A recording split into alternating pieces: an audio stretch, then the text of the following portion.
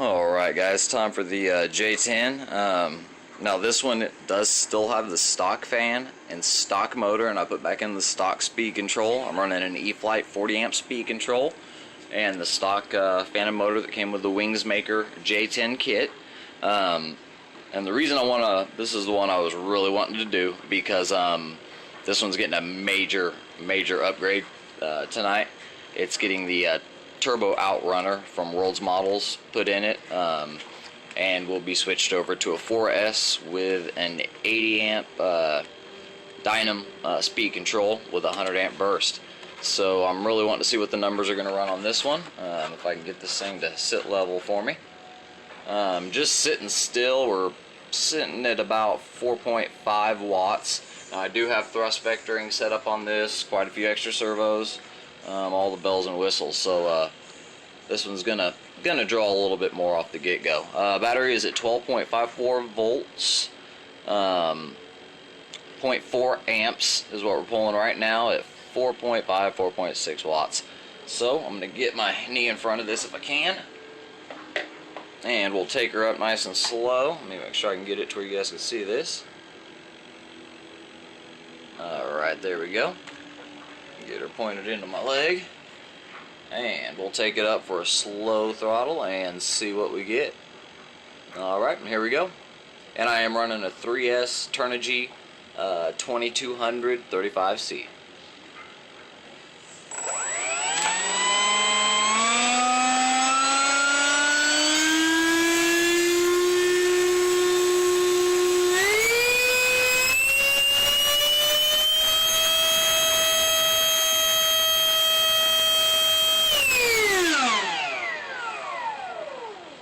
Alright, started to slip on me there, so I didn't really get a good reading. What I'm going to go ahead and do is lock it in so we can find out a good reading. We're already down to about 12.39, 12.4 volts at 4.3 watts, so I'm going to go ahead and lock this in.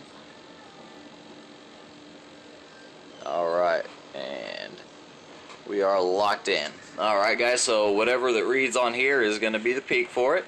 So I'm going to try and throttle it up slow again, and hopefully it won't slip on me. Try and take off. Get a little bit better grip on it here. Alright, and here we go again.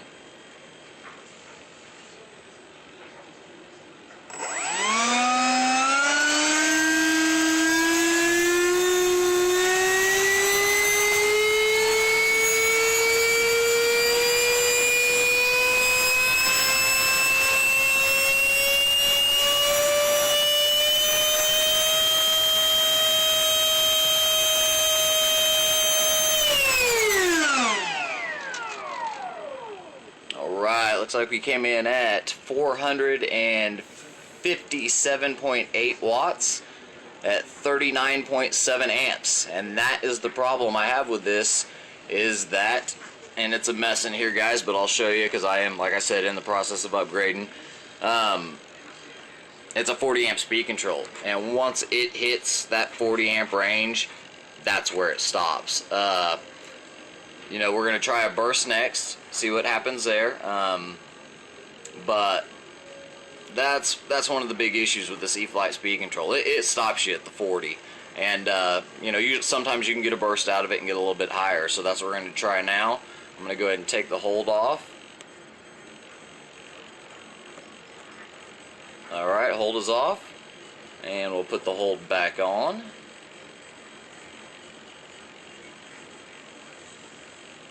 Alright, and the hold is on. And what I'm going to do now is just basically ramp it up as quick as I can and see what kind of a burst we can get out of it. And then I'll do one more with just a slightly faster acceleration. So, here we go. And this is before the upgrade. This is still on a 3S system, 40 amp speed control, stock motor, stock fan. And we'll go up fast on this one.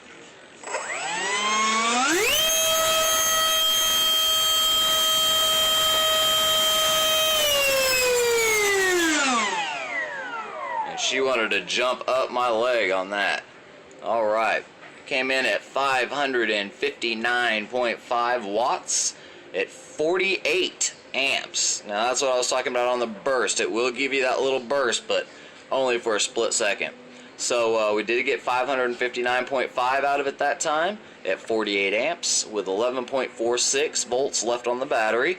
I'm going to position it a little bit better this time, and this time we're going to do another slow acceleration but faster than the previous one, and just to see what we can come up with. And I recommend doing all kinds of different varieties here, guys. That way you can really average out your numbers. So take the hold off.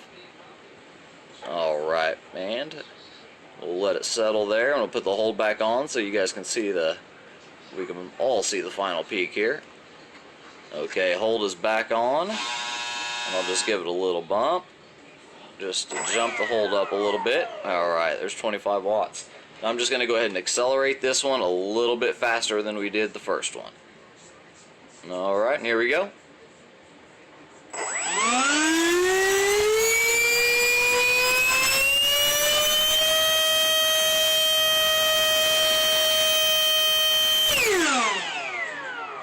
As you can see, the way you accelerate can really determine the power. That one was at 466.6 at 40.5 amps. So I'm going to leave it right here, locked in on this one, and I'm going to try and give it another burst after waiting a second here and see if it will break that 466 again, even after all the runs we've had. So here we go again, guys, and this will be a quick one. Alright, and we are down to 11.34, so here we go.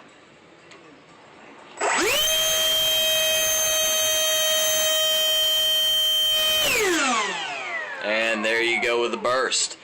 We came in there, one of the higher ones, at 638.4 watts at 55.4 amps. So there the speed control performed its burst like it was supposed to. Everything worked out good there. That's only with 11.33 on it. And just depending on the burst, guys, that's the little burst that can get you out of trouble. Now, 638.4, it's not bad. I can't wait to see what it is after I upgrade it here. And what we're going to do on this next one, this is going to be the last one for this video before I'm out of time, is going to go ahead and lock it in again.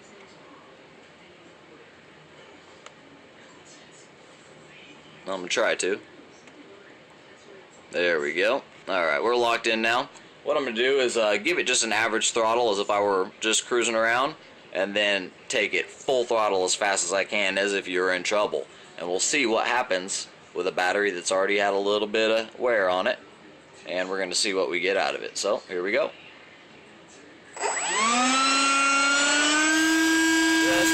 Just over a quarter throttle, and let's say I got in trouble.